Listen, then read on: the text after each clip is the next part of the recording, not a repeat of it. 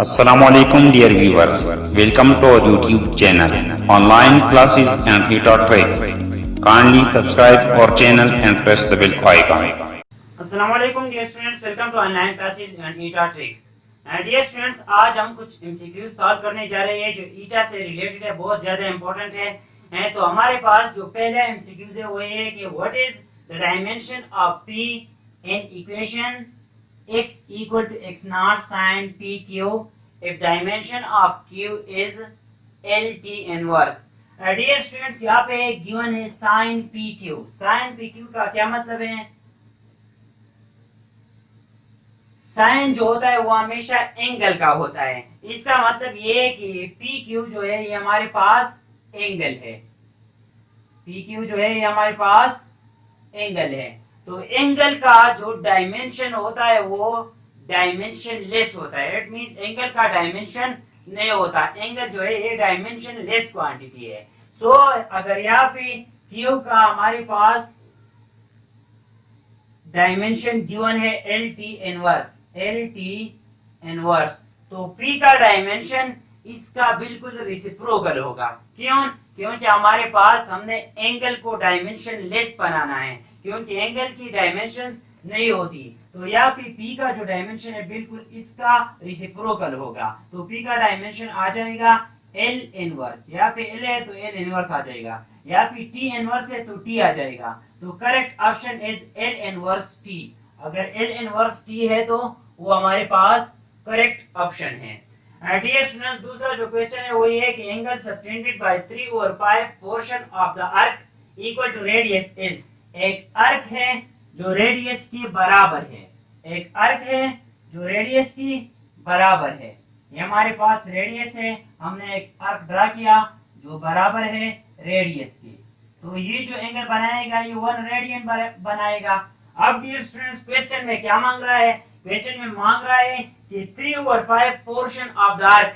इस आर्क का अगर हम 3/5 पोर्शन ले तो वो कितना एंगल बनाएगा? जब एक रेडियस हमारे पास 1 रेडियन बना रहा हो तो definitely 3/5 portion of this radius will made an angle of 3/5 radians. तो हमारे पास आंसर जो आएगा वो होगा 3/5 रेडियंस।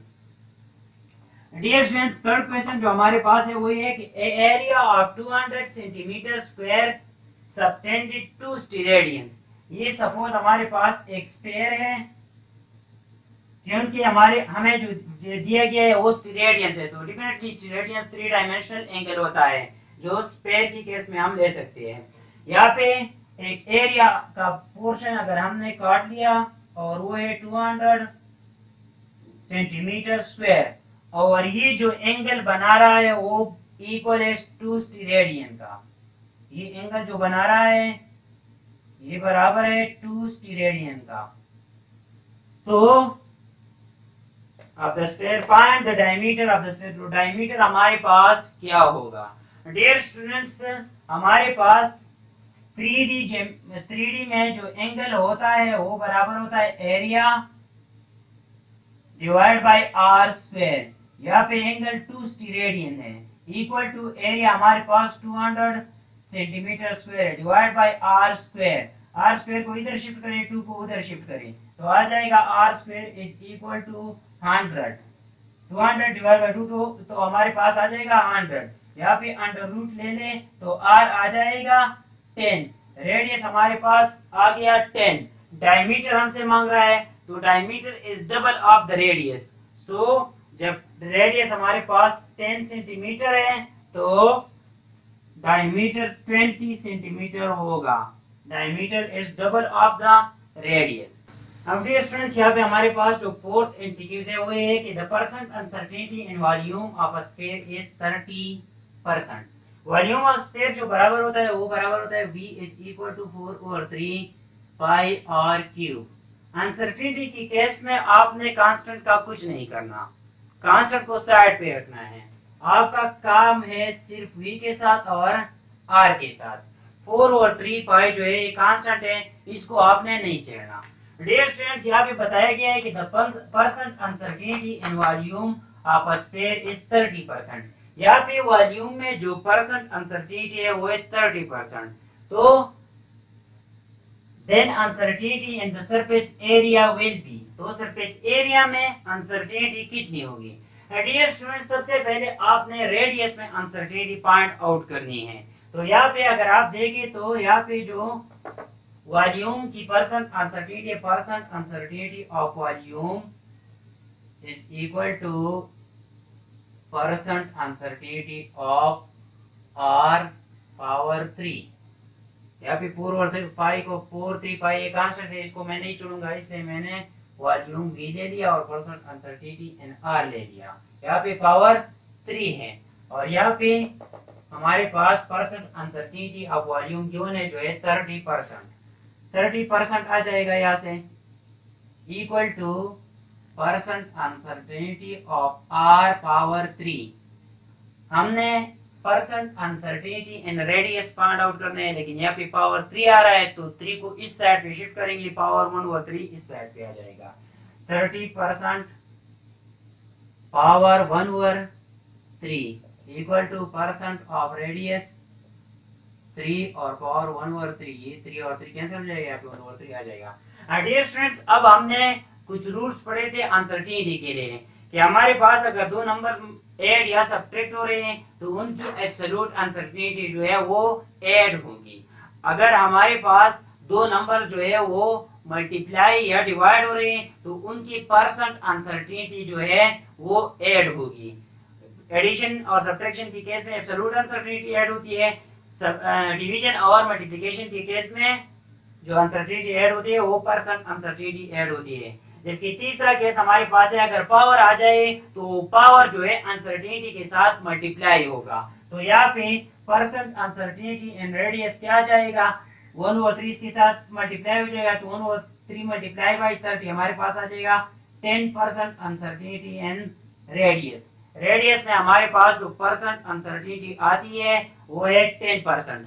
अब डियर स्टूडेंट्स, आपसे मांगा गया है कि सरफेस एरिया में आपने अनसर्टेनिटी बतानी है।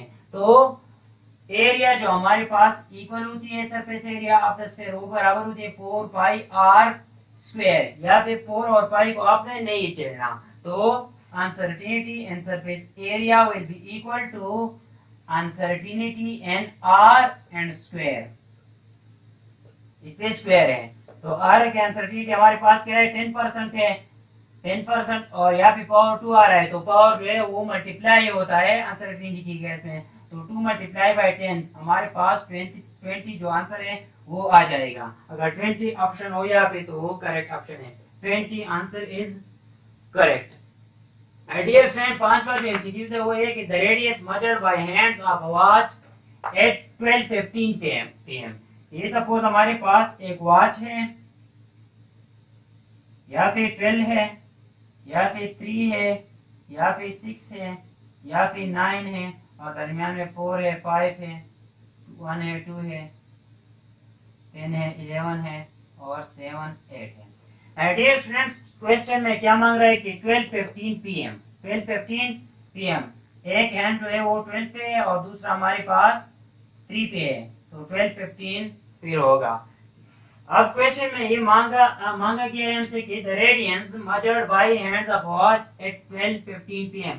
यहाँ पे रेडियंस कितने बनेंगे, रेडियंस यहाँ पे कितने आएंगे?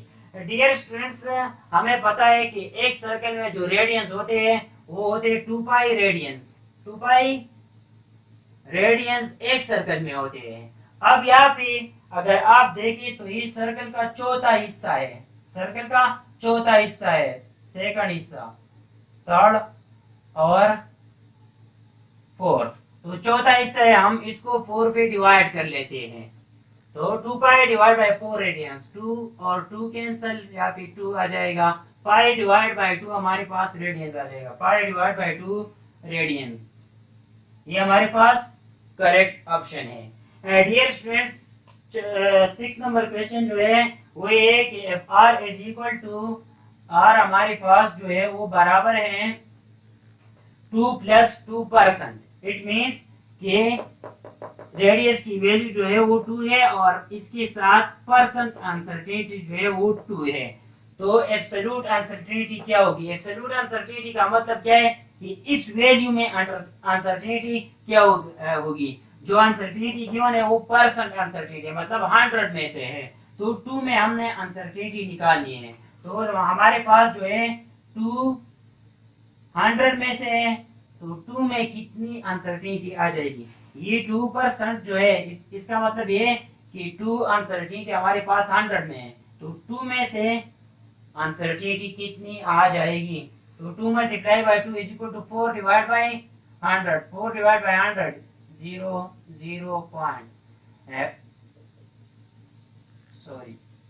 0.04 आ जाएगा हमारे पास। अगर 0.04 हो, ये हमारे पास करेक्ट ऑप्शन है।